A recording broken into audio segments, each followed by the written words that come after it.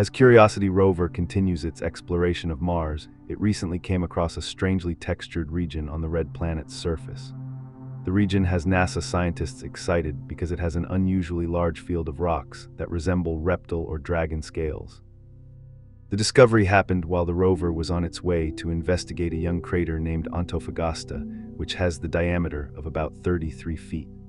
There, the rover observed a ground covered with thousands of small polygons arranged like honeycomb. NASA scientists have encountered similar polygon-patterned rocks before, but what makes this particular patch special is that it's unusually abundant, stretching across a much more larger area of the planet's surface than anything previously encountered. While it may be some time before scientists have a better idea about what the patterns are and how they formed, however, there are some clues about what might be going on. Here on Earth, these kinds of formations are relatively common. Such polygonal shapes are found in both ancient and modern sedimentary units. Usually they form when the surface of the ground repeatedly expands and contracts, for example, through cycles of getting wet and drying out.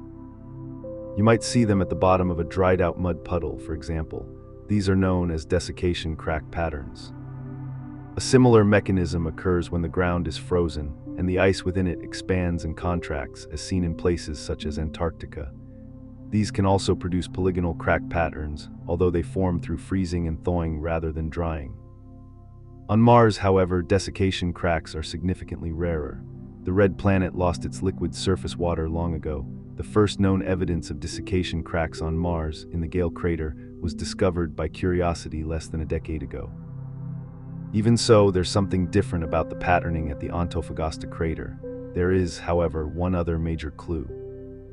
Back in 2023, a Mars location named Ponturs was revealed to have a pattern of well-preserved, strikingly regular hexagons that closely resemble the more extensive patterning now found at Antofagasta.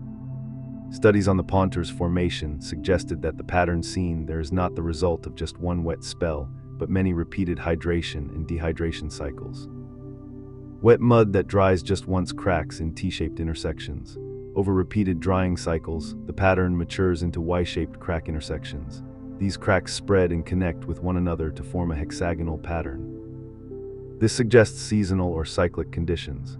Then, once the ancient Mars climate changed, the rock set, fossilizing the strange honeycomb formations for Curiosity to find millions of years later. There are some differences between Ponturs and Antofagasta. The patterning at Antofagasta appears are more extensive, with raised ridges that could indicate a slightly different process or stage in the process at the time the rock set. On Mars, these ridges can form when minerals fill ancient cracks and later resist erosion more effectively than the surrounding rock. But if it's anything like Ponturs, Antofagasta is yet another site indicative of wet-dry weather cycling on ancient Mars, and that would be tremendously exciting. It's too early to declare with any certainty that the two sites are analogous. It's not yet known whether the mineral composition of the rocks at both sites is similar. This information is expected to yield some hints. Ponturs, for example, was riddled with salts indicating deposition from evaporating brines. Curiosity collected data on the Antofagasta site before moving on, and scientists are now analyzing it to piece together the puzzle presented by the strange pattern. However, a growing body of evidence supports the notion that Mars's water history was a lot more complex than its dusty, dry surface would suggest at a hasty glance.